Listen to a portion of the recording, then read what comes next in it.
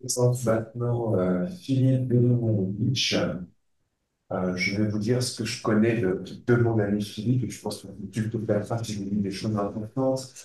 Euh, Philippe est le cofondateur d'ISCREO, de la Société psychédélique française. Je dis ISCREO parce qu'on entend souvent parler de Vincent Bureau, c'était beaucoup moins de toi, mais tu as eu un rôle très important là-dedans.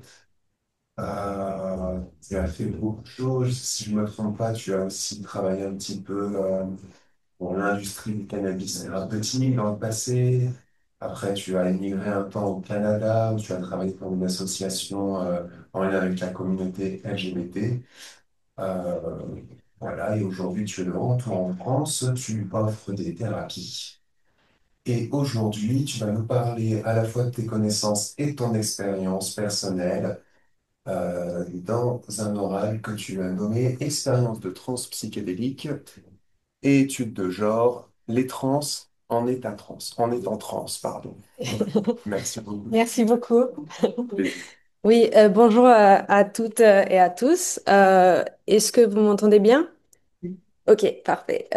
Du coup, je m'appelle Philippe. Merci beaucoup à Baptiste Fauvel et Antoine Boy de m'avoir invité, de m'avoir accordé cet espace aujourd'hui de voilà, partager mes expériences à la fois d'être transgenre et à la fois aussi des trans psychédéliques.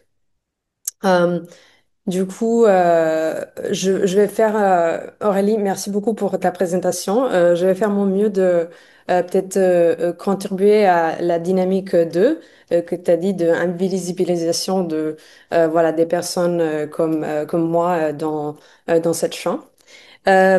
Du coup, commençons par le titre.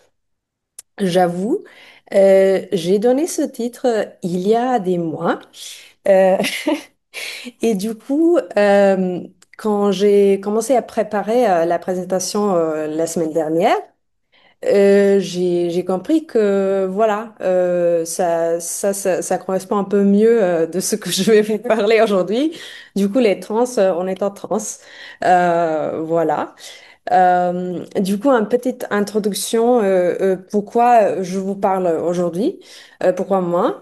Du coup, j'ai vécu des expériences sur les trans psychédéliques, notamment ça c'était avec LSD, MDMA, psilocybine, bon, tout CB, ibogaïne, kétamine, cannabis. C'était surtout des expériences intentionnées et préparées pour le but de guérison whatever that is, et très peu pour le fan, pas parce que je suis pas fan, mais parce que j'ai pas besoin de grand-chose pour le fan.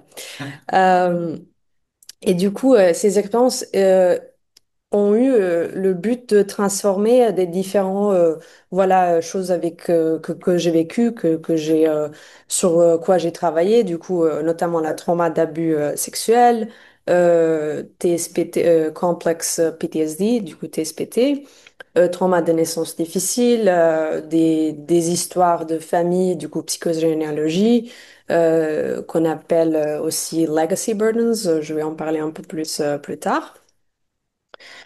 Du coup, ça, c'est côté trans. Côté genre, euh, c'est quoi mon expérience sur le genre? Je suis transgenre. Qu'est-ce que ça veut dire? Ça veut dire que moi, j'étais née dans un corps de femme. Du coup, j'étais née dans un corps de fille. J'étais assignée fille à ma naissance. Et au fur et à mesure de ma vie, j'ai compris que je me suis pas sentie en tant que femme. Dedans, je me sens comme un homme. Je me sens plus masculine. Et du coup, c'est comme ça que je comprends mon expérience et je le nomme transgenre. J'aime bien, comment dire, déaccélérer un peu sur ce parti parce que je trouve que souvent, quand je parle publiquement sur ces questions, il s'avère que bon, tout le monde parle des trucs trans, des trucs LGBTQ+, et tout ça récemment, mais il reste quand même, enfin, c'est le sujet comparé à il y a 20 ans. euh, on commence que à parler et on peut pas attendre que les gens vont juste savoir magiquement qu'est-ce que ça veut dire ça, ça, ça, ça. Du coup, voilà, j'aime bien vraiment prendre le temps de clarifier les trucs simples. Et du coup, notamment, oui, aujourd'hui, je vais essayer de faire peut-être 30 minutes de la présentation et après, j'aimerais bien accueillir s'il y a des questions ou une discussion. Voilà. Un peu plus sur mon approche. Alors, mon approche aujourd'hui sera complètement différente de ce que vous avez vu jusqu'à là parce que mon approche n'est pas académique. OK? Du coup, je vais vous parler plutôt sur mon expérience vécue. Du coup, je me mets comme un objet de recherche. Euh, euh, Académie, ce n'est pas forain à moi. J'ai même un peu euh, structuré ma présentation aujourd'hui dans une façon académique parce que des rêveries et de mes souvenirs de mes années universitaires à Sciences Po, où j'ai fait 5 ans, dont je me remets encore toujours politiquement aujourd'hui. Voilà. Et, et oui, oui, c'est du travail, hein. Euh, et oui, aussi un petite note sur la langue. Français est ma 13e langue. Du coup, merci pour la patience et le soutien. Voilà. Et du coup, oui, j'ai bien aimé l'intention de colloque, qu'aujourd'hui et demain, c'est pas vraiment le but de donner des réponses, mais de créer des questions. Et j'espère qu'avec mon intervention, je vais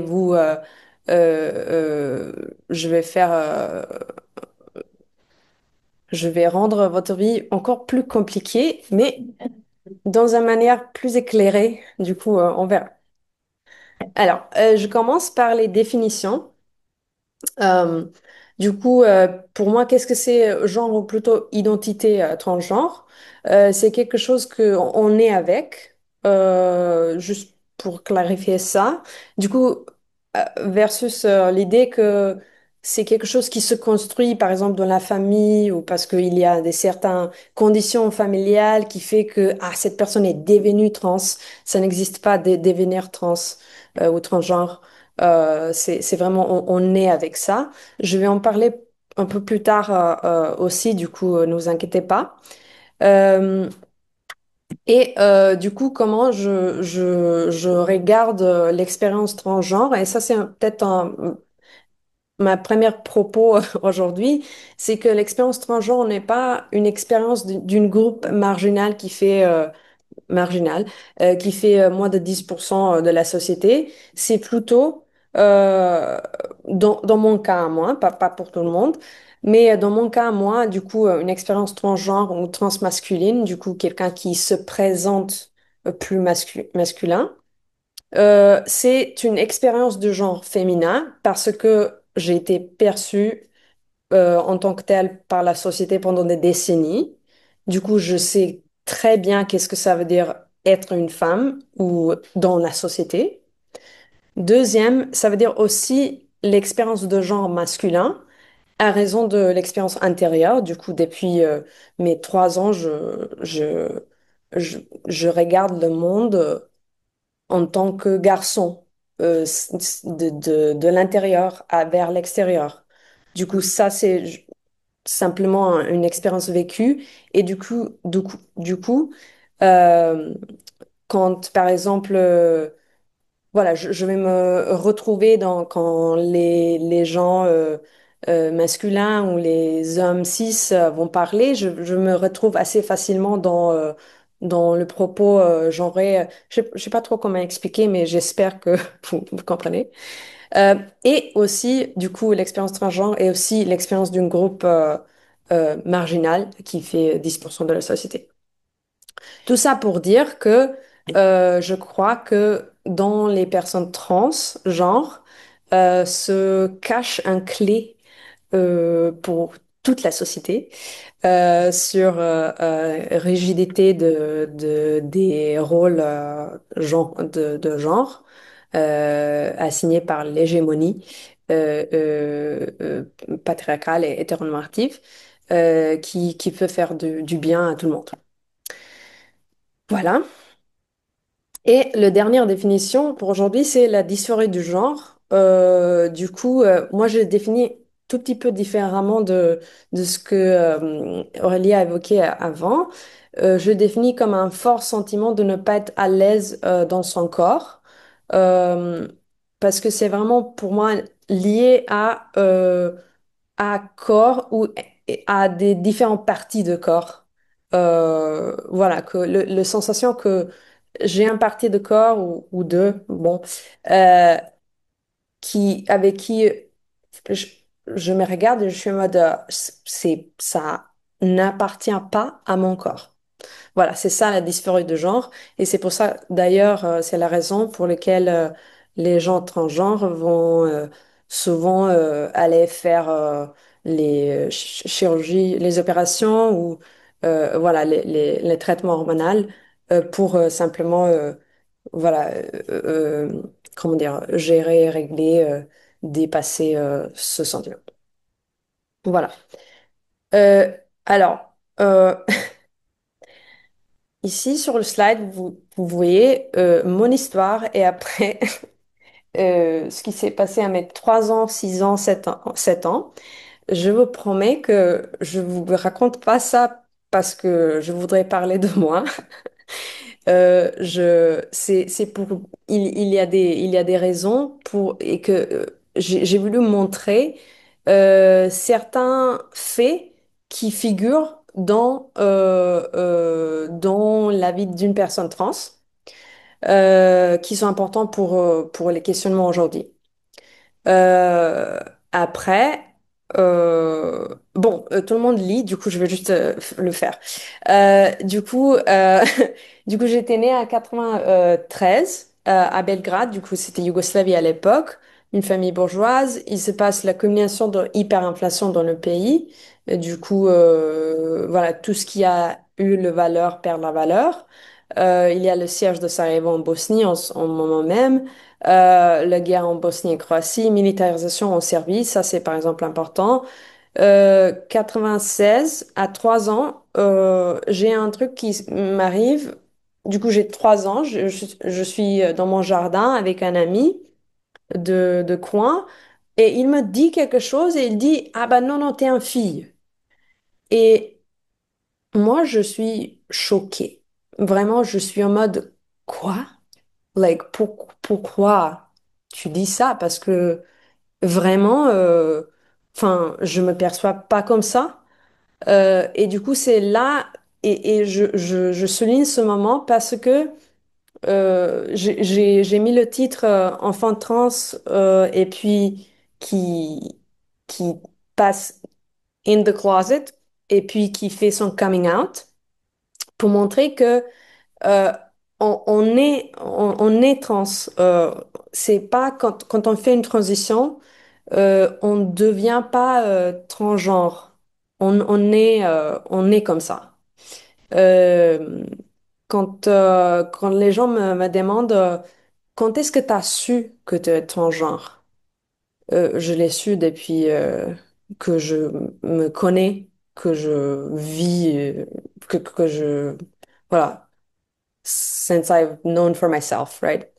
Euh, voilà, juste pour montrer que c'est quelque chose qui est euh, inné plutôt que quelque chose qui se construit au fur et à mesure d'une vie.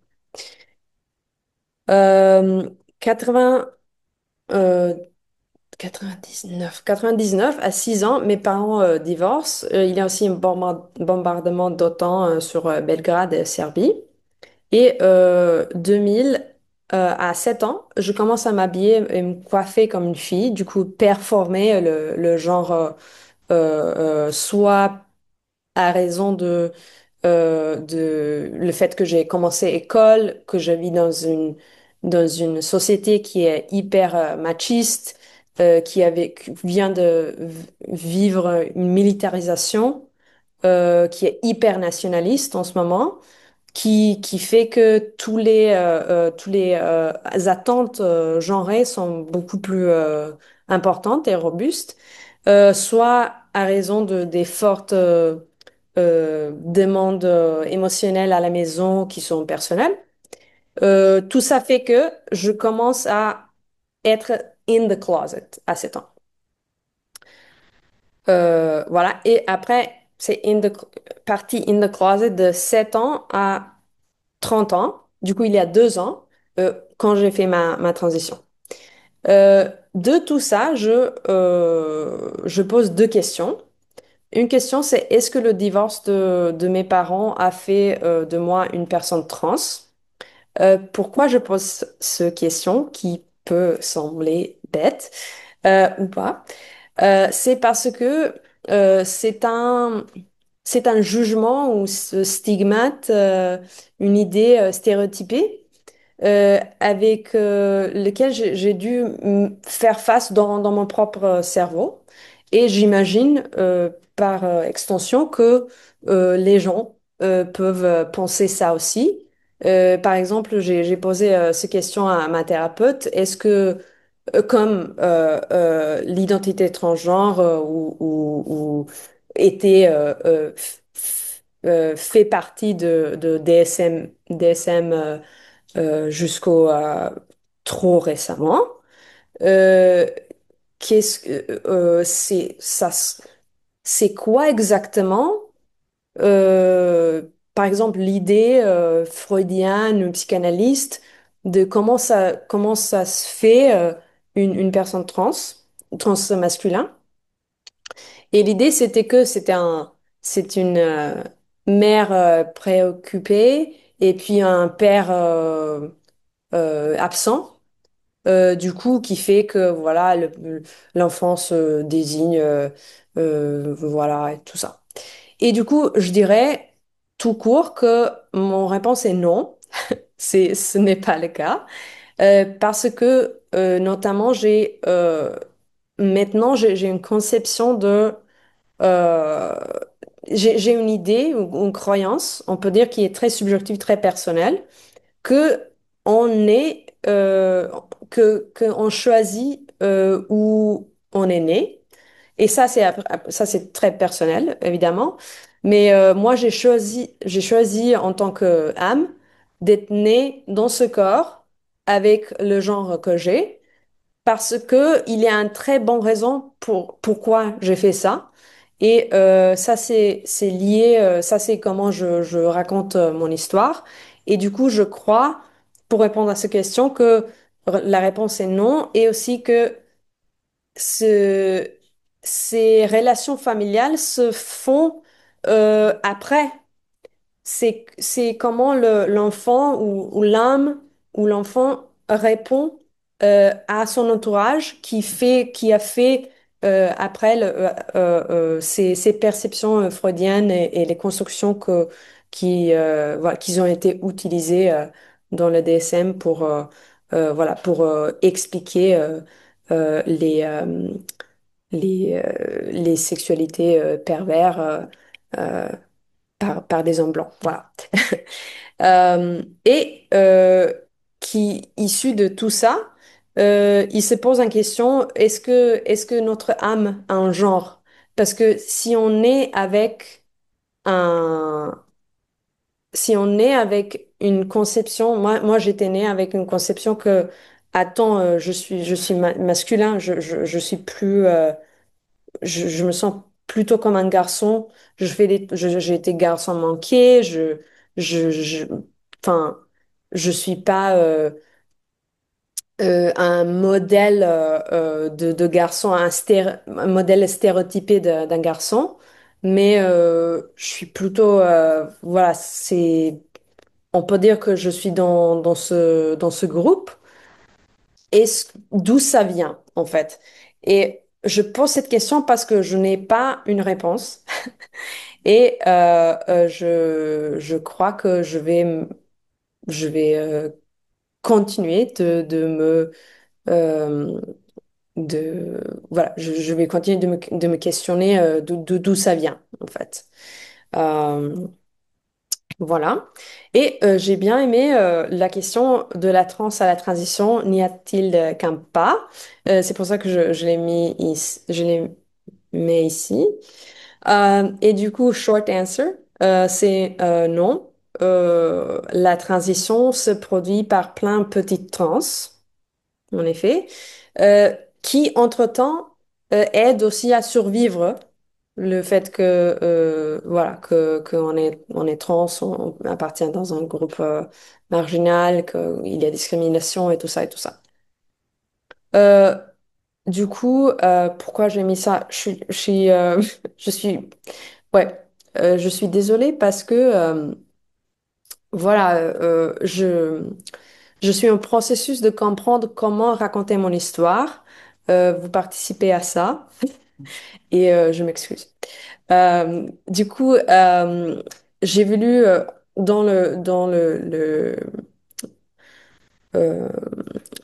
comment dire framework? Cadre. Dans le cadre. Dans le cadre de ces journées d'études, j'ai voulu juste noter des trucs sur les trans.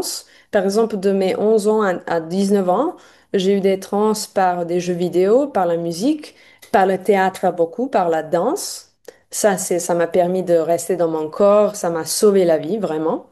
Le 8 ans de théâtre qui était un théâtre libre, tu vois, tu viens et on fait des trucs, c'était pas, on jouait pas au Shakespeare et tout ça, mais c'était plutôt vraiment travail personnel. Aussi des trans par alcool, voilà, cannabis et tout. 2015, je deviens militant pour la réforme de politique des stupéfiants. Je fais une première prise de LSD à 23 ans. C'était très cool, un environnement de camping à Maryland. On était peut-être 30, c'était tout organisé dans le sens où voilà, on a tout préparé, vraiment le déroulement de week-end. On a tous pris une substance. On était entouré par vraiment beaucoup de bienveillance dans un contexte très sécurisé. Et du coup, c'est là que j'ai vraiment expérimenté pour la première fois wow, explosion de vraiment de cadre mental. Je me souviens de m'avoir projeté 40 000 kilomètres vers les étoiles d'un coup.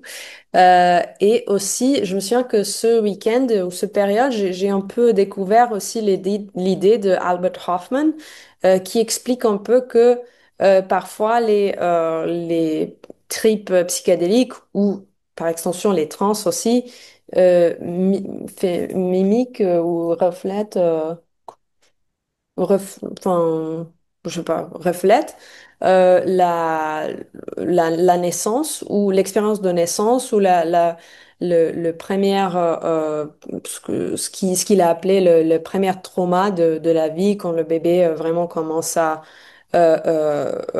sentir que le monde autour de moi, mon univers s'écroule et je dois passer dans un tunnel où je sais pas qu'est-ce qui va se passer et je peux plus voilà. Et du coup, il passe un cap et puis il commence à respirer. Et du coup, c'est la première respiration et le renaissance, l'idée de phénix et tout ça. Et du coup, c'est 2016 à 2023 où j'ai eu du coup 7 ans des expériences plutôt intentionnées et préparées pour le but de guérir psychologiquement, de transformer les différents traumas, le TSPT, trauma de naissance difficile, legacy burdens. Ça, c'est le travail de Kay Gardner au sein de IFS ou une approche Internal Family Systems. Euh, du coup, c'est l'approche. T'as dit que je fais des thérapies. En fait, je fais pas des thérapies psychédéliques, juste pour J'aurais préciser. dû préciser ça, oui. Oui, Oui. oui. Je travaille avec une approche qui est basée sur le cerveau, qui s'appelle Internal Family Systems, du coup, le système intérieur familial. Et du coup, Legacy Burden, c'est très intéressant parce que c'est cette idée où c'est un protocole où on parle par le guidance de thérapeutes et par la visualisation et méditation.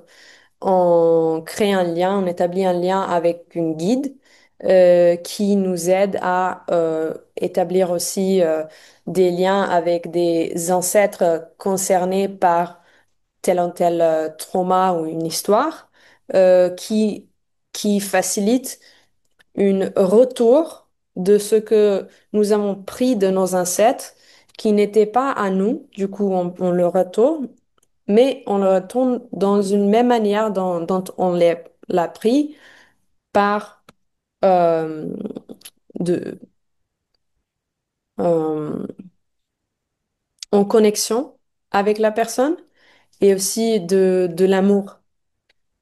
Voilà. Et du coup, je fais une combinaison avec l'intégration psychothérapeutique de toutes ces expériences et aussi approche de psychologie transpersonnelle. J'ai été aussi formée par MAPS pour le PAP, du coup, Psychothérapie aussi. psychothérapie assistée par les psychédéliques. Merci. Euh, et euh, et je mentionne MAPS parce que ils ont cette approche de l'idée sur lequel on possède tous une intelligence innée qui est guérisseur et qui connaît à tout moment quoi faire, qu'est-ce qui est mieux à faire pour nous et que qui est à la fin plus intelligent que nos cerveaux ou parties cognitives ou quelle que soit la théorie et tout ça. Voilà, on avance, c'est bien. OK. Et du coup, après tout ce travail de 7 ans, en octobre 2023, je fais mon coming out en tant que transgenre. Et après, je continue avec des trans, mais plutôt par méditation, yoga, IFS que j'ai mentionné, pas vraiment avec des psychédéliques. Je vais en revenir après. Euh, Concernant ici, j'ai deux questions. Du coup, première question, est-ce que j'ai compris que je suis trans grâce aux trans psychédéliques? Ma réponse est non. C'est pas comme ça que je l'ai compris. C'est pas que j'ai pris un LSD et puis j'ai compris, ah, je suis transgenre, en effet. C'est pas produit comme ça. C'était plutôt que les trans psychédéliques m'ont accompagnée pendant cette période où je me suis fait de l'espace à l'intérieur psychologiquement euh, euh, pour, euh, pour pouvoir euh, allow, permettre, autoriser le fait que je suis transgenre de like, submerger, émerger de mon conscience et puis de le dire à la première personne, puis de le dire à mon thérapeute, puis de le dire aux autres gens et tout ça et tout ça. Et du coup, à la fin, de faire mon coming out social. Voilà. Et du coup, deuxième question, la transition, c'est quoi pour moi? Euh, C'était une question très importante, mais ça me revient pas maintenant. Peut-être je le note et on continue. Et du coup, un petit mot sur coming out et transition. Du coup, coming out, pour moi, c'était possible grâce au... qu'est-ce que c'est un coming out pour moi? En fait, coming out, ça peut être différent. Ça peut être coming out social, administratif, quand on change les noms à la mairie et tout. Ça peut être coming out euh, physique, du coup, quand on fait des traitements hormonaux ou des opérations et tout ça. Et du coup, moi, j'ai fait, pour moi, le grand coming out, c'était vraiment coming out social.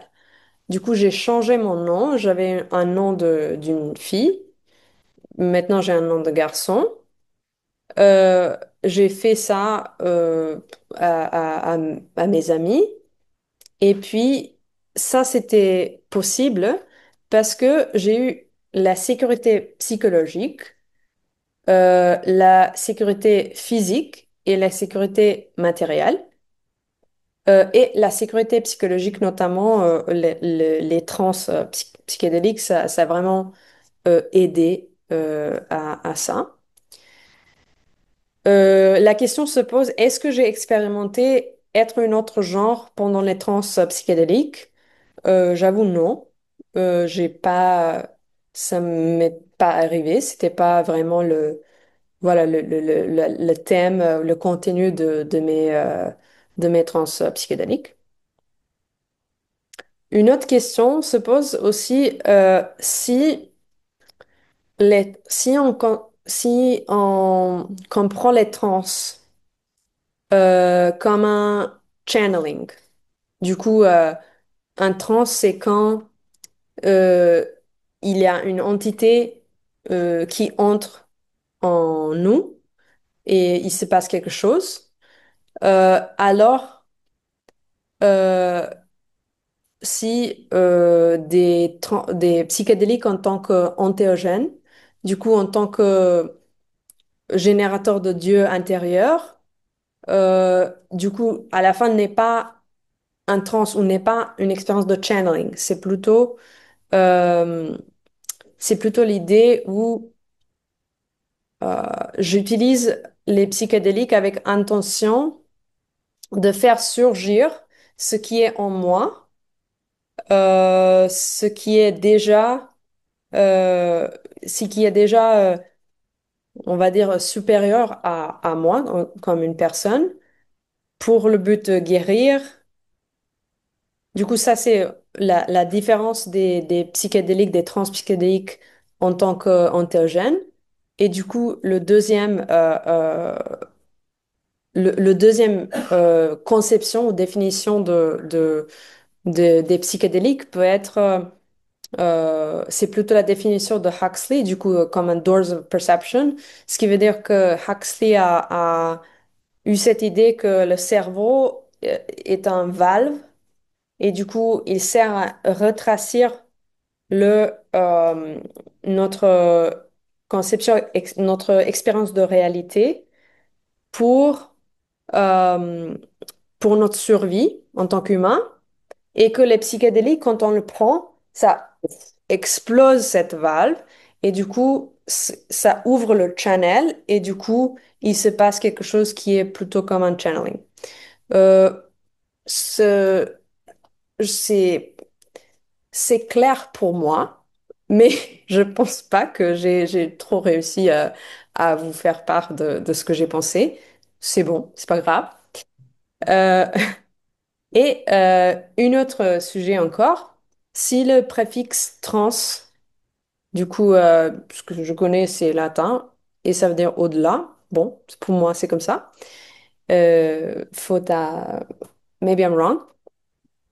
Est-ce que être transgenre, ou disons être au-delà de genre, nous approche de au-delà de spirituel? Et du coup, c'est notamment la question que tu as posée ce matin. Je fais mon petite contribution. J'ai écrit une essai de trans spirituality qui va vraiment dans ce sens où si en tant que gens transgenres, on passe on vit sur le bord toujours, est-ce que ça nous approche de bord, voilà, de au-delà de bord spirituel? Et une autre question se pose sur l'identité. Du coup, c'est quoi l'identité pour moi? J'ai voulu évoquer cette question parce que c'est tellement important pour moi. Je crois que j'aime bien l'idée que Paul Preciado propose, qui est que assumer une identité transgenre ou euh, transgenre non binaire, qui est mon identité, est une stratégie politique valide aujourd'hui parce que la population comme moi ou les gens comme moi, nous sommes invisibilisés, nous sommes invisibles dans la société. Du coup, moi, je vais publiquement dire, moi, je suis transgenre, c'est mon histoire, blablabla. Ça, c'est une stratégie politique qui est totalement valide. Mais cette identité, dans ma vie personnelle, ça sert à rien pour moi parce que c'est une case que je mets, c'est comme c'est comme une boîte de carton que d'Amazon que je mets sur ma tête et je dis ouais, je suis cool, mais à la fin, ouais, je vois rien, ça me limite. En fait, du coup, moi, qui je suis personnellement dans ma vie, je suis j'ai pas des limites. Nous sommes faits de des étoiles. Tout est, voilà. Enfin, vous connaissez tous la beauté de vie. Voilà. Du coup, euh, identité, euh, pour moi, c'est une stratégie politique valide. Et euh, aujourd'hui, j'en suis libre de le mettre à côté ou de le reprendre quand je veux. Et c'est grâce à ce travail avec les trans psychédéliques de 7 ans que je peux aujourd'hui le mettre à côté. Mais on ne peut pas toujours le mettre à côté. Et ça limite notre vie. Du coup, c'est ça un peu l'idée. Euh, voilà, on arrive bientôt à la fin. Hmm. OK. Euh, alors, j'ai choisi cette phrase de ton propos, Antoine. Ces états modifient de façon radicale la conscience de soi, la perception du corps, les schèmes relationnels et très souvent la conscience genrée elle-même. Ça, c'est vrai. Ça appartient pas forcément à le reste de slide, voilà. Mais c'est très beau comme propos. J'utilise cette occasion pour vous rappeler. Juste un petit mot sur le fin de mes expériences psychédéliques. Ça, il y a deux raisons. Une raison, c'était vraiment, enfin, une petite raison, c'était une expérience unsafe que j'ai eue avec une chamane. C'était la première et dernière expérience euh, cadrée avec une chamane. J'ai eu beaucoup de confiance en elle. Et après, il s'avère que on a fait une expérience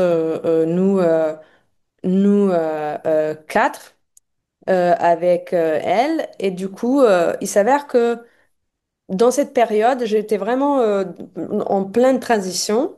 Je me suis interrogée sur mon nouveau nom, nouveau prénom. Et du coup, je lui ai dit, écoute, voilà ce qui se passe pour moi. J'ai des, j'ai quelques noms à te donner et je voudrais que que tu, voilà, que tu es, que, que tu es, that you're aware of it. Que tu es au courant. Et du coup, elle a réagi très mal. Elle était en mode, non, il faut que tu choisis et tout. Et du coup, ça, c'est vraiment pas du tout approprié à pas un approche vers les gens trans. Ne fais pas ça. Et du coup, je dirais, je sais pas si c'était transphobie ou juste simplement ignorance transgender. Bon, je dis juste ça parce que pour un peu contribuer à ce que tu as dit sur Aurélie, sur le fait que, voilà, en tant que personne trans, voilà, on vit ça souvent. Après, une petite chose sur transphobie, quand je dis ça, c'est pas, j'aime pas contribuer à cette idée où euh, ah, je vais parler de transphobie et du coup, ça, c'est quelque chose qui ne va pas, c'est très mauvais, transphobie, vous savez. J'ai pas envie du tout contribuer à ça parce que moi-même, enfin, je connais la transphobie. Il faut se rappeler que transphobie, c'est phobie. Du coup, c'est c'est un peur. Après, souvent, quand on dit transphobie, ce qu'on pense vraiment, c'est des haters, quoi, des gens qui font un choix de externaliser leur phobie par la haine, par l'agression verbale, psychologique, etc. Je parle pas de ça. Je parle vraiment de transphobie. Je pense qu'en tant que société, euh, on a des peurs de comment dire, dépassement d'identité de genre. C'est, et du coup, dire que la phobie, la transphobie, c'est mauvais, ça sert à rien, ça donne pas des solutions. Il faudra mieux simplement, enfin, comme avec tous les peurs, juste comprendre que, ok, je sens ça. Ok, c'est pas très grave. Et du coup, deuxième truc qui a un peu mené à la fin de mes expériences psychédéliques, c'est que enfin, j'ai pu expérimenter une grosse expérience spirituelle sans les psychédéliques, par le biais de une retraite silencieuse de Vipassana. Et du coup, je me suis dit, enfin, yes, j'ai réussi sans les psychédéliques. Du coup, il s'avère beaucoup plus addictif que les psychédéliques elles-mêmes. Euh, et oui, et j'ajoute aussi un petit truc qui est que cette année, en 2025, j'ai eu une expérience de channeling qui était un peu ma première expérience de channeling de féminin sacré à Tennessee. Voilà, pour, à l'occasion de consécration de Linga Bhairavi.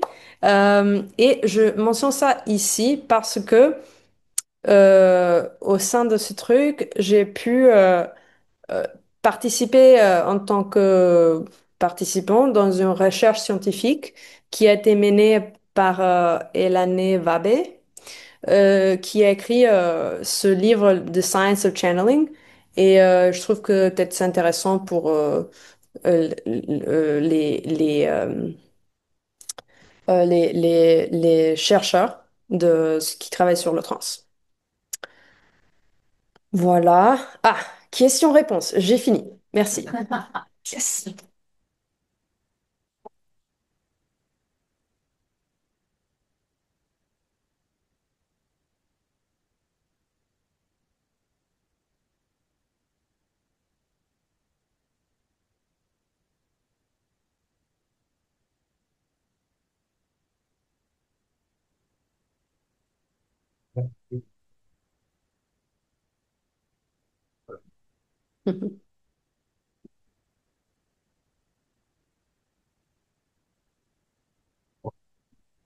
Ici, pour la présentation, j'ai pris une exposition.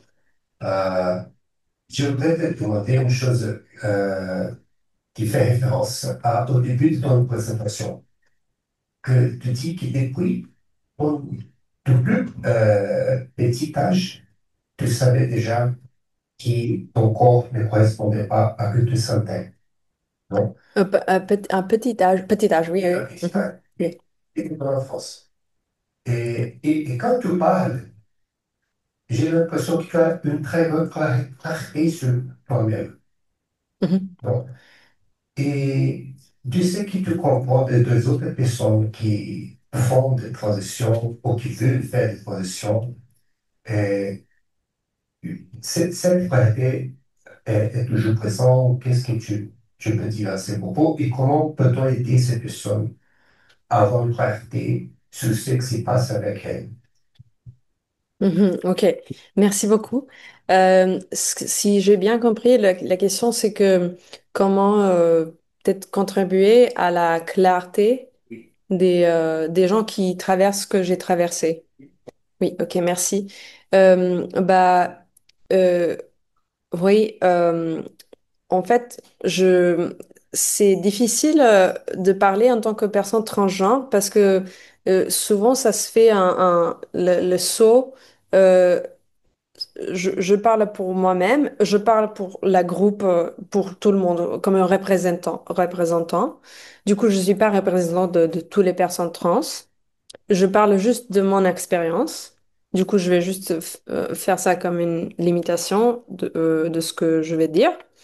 Euh, Concernant la clarté, pour moi, c'est venu par le travail sur soi, des heures et des heures de, voilà, de thérapie, de contemplation, de journaling.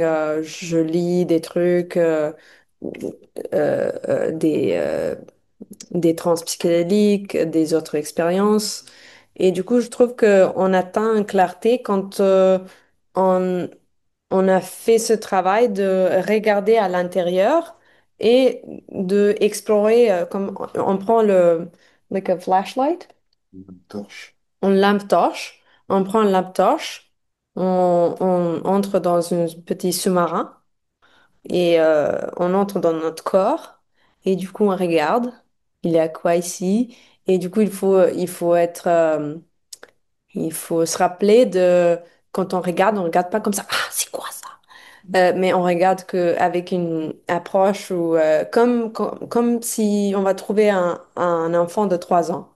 Du coup on va pas on va être bienveillant avec lui, on va être du coup douce, gentille. Dans la réception. Et du coup, comme ça, on va mettre en lumière tout ce qui est dedans, tout ce que... Et voilà, aussi prendre le temps de processer tout ce qui surgit en nous quand on voit des choses qui peuvent faire peur, qui peuvent faire... qui surgit la tristesse, qui surgit la honte, déconfort, voilà. Mais aussi de l'amour, de la paix, de la compassion. Tout à fait. Ouais, c'est ça. Oui.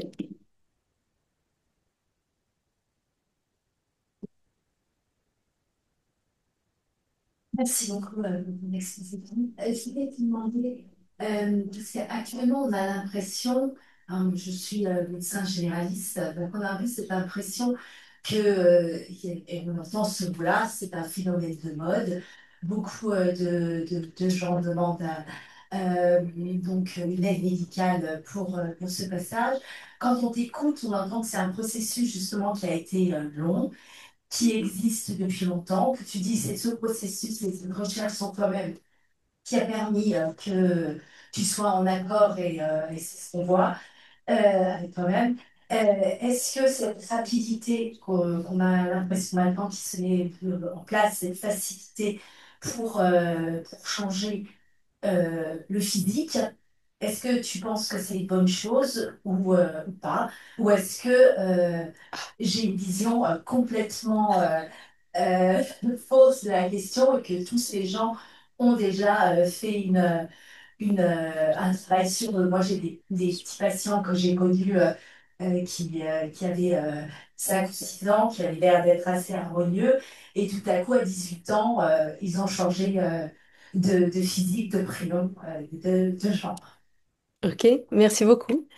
Je vais essayer de répondre à 4 questions que tu m'avais posées, qui sont très simples. T'inquiète. Ils sont très complexes. Du coup, alors, qu'est-ce qui était dit? Est-ce que c'est bien que aujourd'hui on peut accéder très vite aux actes médicaux, chirurgicaux et tout? Euh, on ne peut pas accéder très vite, forcément. Parfois, ça dépend de qui on est, quel milieu social et tout. Après, si on est privilégié, on peut accéder vite. Euh, pour moi, euh, le f- il y a 2 choses. Une chose, c'est que il faut comprendre que la... être transgenre ou faire une transition, ce n'est pas forcément euh, les opérations et le thérapie hormonale. Du coup, euh, moi, par exemple, je vais faire une opération, mais je vais pas faire toutes les opérations et je vais pas faire le thérapie par des hormones parce que c'est mon choix personnel. Ça veut pas dire que ma transition n'est pas complète. C'est comme ça que je le comprends. Après, par exemple, en France, on a deux façons de faire la transition, soit la transition privée. Du coup, moi, en tant qu'individu privé, je peux aller voir une chirurgien, lui demander d'avoir une opération que je veux, et puis je vais le payer, et c'est tout. Après, il y a une autre voie qui est voie sécu, voie voilà, financée par l'État qui implique, si je ne me trompe pas, le fait que si tu choisis ça, il faut que ta transition soit complète. Et ça, euh, c'est déterminé par un comité des médecins et psychologues et tout ça, qui implique tous les opérations médicales, hormonothérapie, 2 ans de psychiatre, je crois, et je sais pas, d'autres trucs peut-être. Du coup, ça veut dire que c'est l'État qui a une conception de comment moi je vais transitionner. Et du coup, ça, c'est déjà un truc euh, qui est lié, par exemple, Paul Preciado a beaucoup écrit sur ça, sur biopolitique et le fait que, le fait que, par exemple, la transition, les, les chirurgies de corps homme vers corps femme, c'était fait assez euh, tôt dans le XXe siècle parce que c'était une sorte de euh, what's the word? Pas rétablissement, like reconfirming, like le- hein? Oui, une sorte de validation de binarité des sexes. Du coup, voilà, il y a ça qui,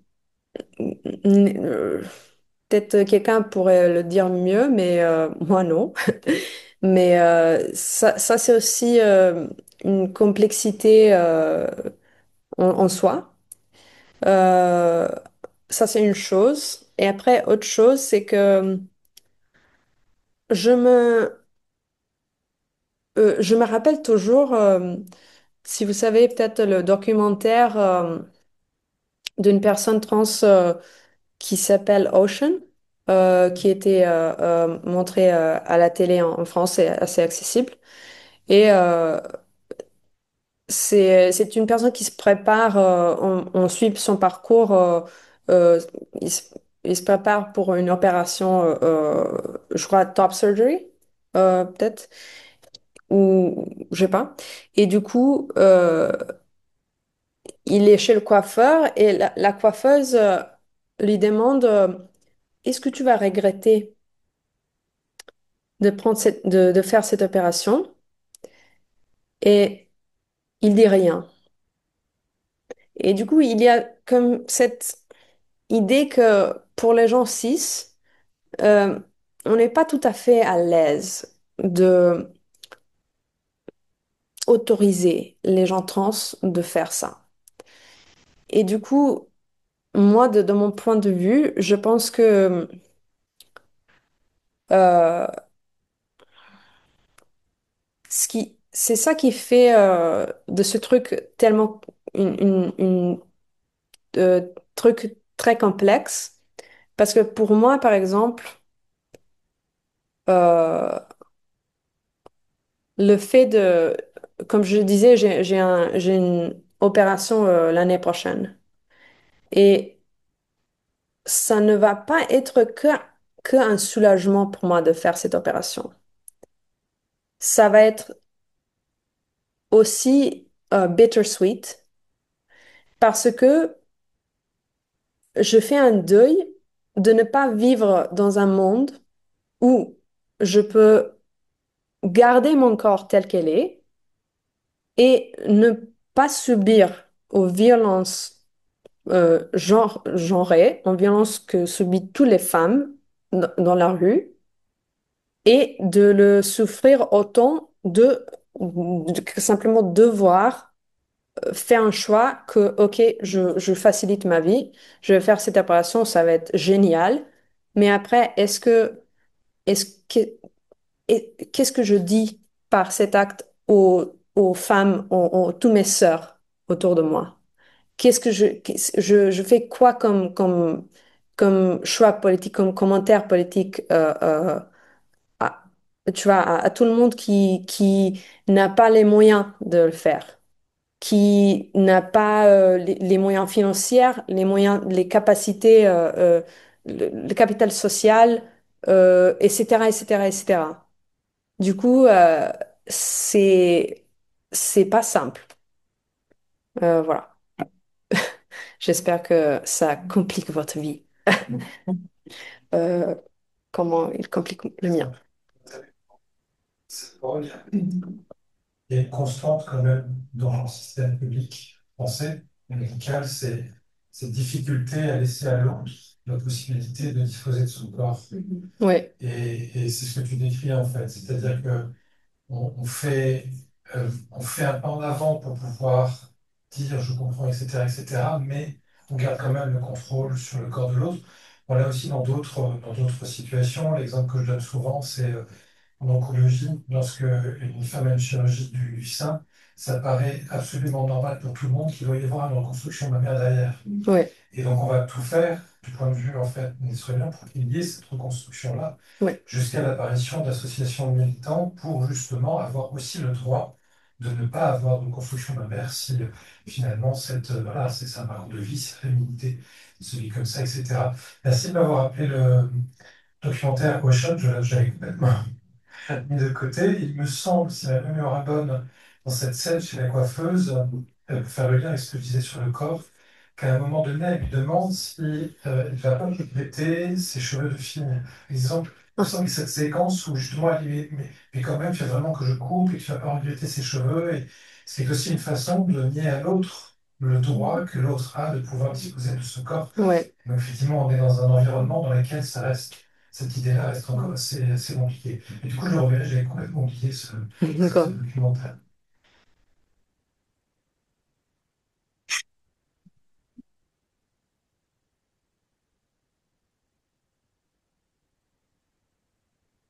Merci pour les interventions, pour les questions et pour continuer sur la question d'accès.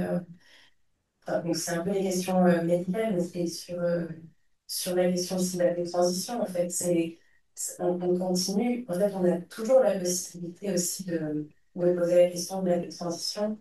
Ça, c'est une question qui est très taboue aussi, qui pourtant existe aussi dans les communautés queer, dans les communautés LGBT. On en parle de savoir et de considérer aussi cette question euh, d'un parcours où il est possible de faire une détransition parce qu'on a aussi une forme de fluidité tout en restant dans une identité extrêmement queer et, euh, et tout en fait finalement posant la question ce que tu rappelais de, euh, de ce qui est imposé aussi par un corps médical. Et d'ailleurs, c'est toujours la question de ce qu'on appelle corps médical et des sachants ou des savants. Et ensuite, sur la question de... Enfin voilà, donc du coup, je voulais savoir aussi peut-être ce que tu pensais ou ce que tu avais envie si tu as envie de réagir sur cette question de des transitions, parce que ce sentiment de bittersweet dont tu parles. Euh, donc voilà, c'est une question déjà très grande, ça va suivre. Oui, merci. Du coup, si j'ai bien compris, la question, c'est vraiment sur la transition et on peut, qui a le droit ou qui a le pouvoir de déterminer quelle transition je puisse avoir ou une telle personne puisse avoir. Et en fait, c'est ça qui montre un peu que aujourd'hui, on a quand même je crois, ça révèle des hégémonies dans notre société, quoi que ce soit le médical ou le épistémologique. Ouais, oui, du coup, qui à la fin, qui a le droit de déterminer comment je vais transitionner. Ouais. S'il y a quelqu'un d'autre qui veut contribuer, n'hésitez pas.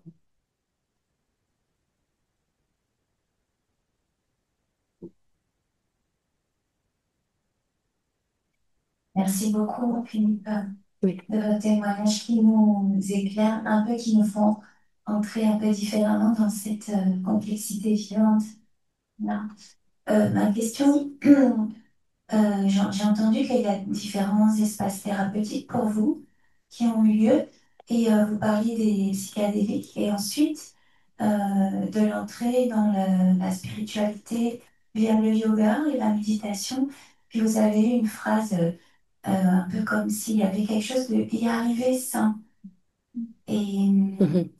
ma question serait si c'est possible pour vous, si vous le souhaitez, si c'est possible euh, de quelle façon, finalement, cette entrée dans quelque chose qui ressemble curieusement à la spiritualité a pu être une ouverture aidante pour vous? Oui, si j'avais compris bien la question, du coup, que- euh, la question c'est, il y a cette idée de faire sans par exemple, les substances, de faire la spiritualité ou de venir accéder au spirituel sans les substances. Et du coup, qu'est-ce qui pourra être une, une, euh, une approche ou un outil qui permettra de faire ça, ou c'est ça? Ça va avec le partage d'expérience, mais ça semblait avoir quelque chose de commun Oui, et en même temps, c'est autre chose. Et il y avait aussi, j'entendais quelque chose de la limite dans tout ça. Et voilà, en termes de témoignage, j'ai trouvé que c'était important de l'entendre, en tout cas. Après, voilà, ouais, si vous avez envie d'en dire un peu plus. Sinon, c'est pas du tout. oui, Finalement, culture, ça m'intéresse. oui, tout à fait. Bah, je peux éclairer un peu sur ça. Euh, pour moi, je crois que c'est juste une truc personnel parce que j'ai grandi, par exemple, ma mère me disait toujours euh, par rapport les substances ou les drogues ou les alcools et tout, elle disait euh, oui, bon, ça va, tu peux, mais sache que tu peux arriver où tu veux arriver sans aussi. Et du coup, ça, c'était toujours pour moi quelque chose un sorte de guide parce que je trouve que ma mère a des dons, mon père aussi, moi aussi en tant que petit, enfin, c'est ouvert tu vois et du coup, euh, je crois que les psychédéliques sont des outils merveilleux parce que ils donnent dans un cadre sécurisé et organisé et bien pensé et préparé, euh, un- une expérience répétable. Est-ce qu'on dit ça? Ouais. Du coup, c'est un truc qui va nous donner plus ou moins le même résultat chaque fois, même résultat en ne sens pas dans le contenu, évidemment, mais dans il y a déjà, voilà, on commence à comprendre comment ça marche, le mécanisme. Et du coup, c'est ça qui fait les outils intéressants. Après, on peut y arriver sans ces outils. Et pour moi, les psychédéliques, c'est un peu intense quand même. C'est un peu comme prendre un très grand roller coaster. Comment on dit ça? Un grand livre.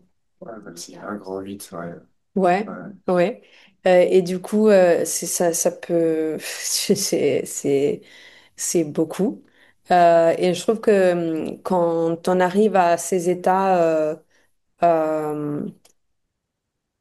euh, par par l'instrument de notre corps, c'est on arrive à mieux gérer l'expérience. Ça veut pas dire que c'est pas c'est pas intense ou c'est moins intense ou ça voilà, c'est juste que je trouve que en tout cas c'est plus intéressant pour moi pour l'instant de voilà de de me lancer dans le yoga et méditation et tout. Merci beaucoup. Merci. Là, je te vraiment à te remercier beaucoup. Parce que Yes. non, la première, c'est pas simple de parler de soi, particulièrement sur une thématique un peu sensible. Et comme tu l'as rappelé, d'avoir accepté de le faire en français. Ouais. C'est encore plus compliqué d'arriver à trouver les mots quand c'est non pas la première ni la deuxième langue, mais la troisième. Donc vraiment, un grand merci pour ta générosité d'avoir la mission de pouvoir euh, transmettre les dialogues. Merci beaucoup. Merci. Merci.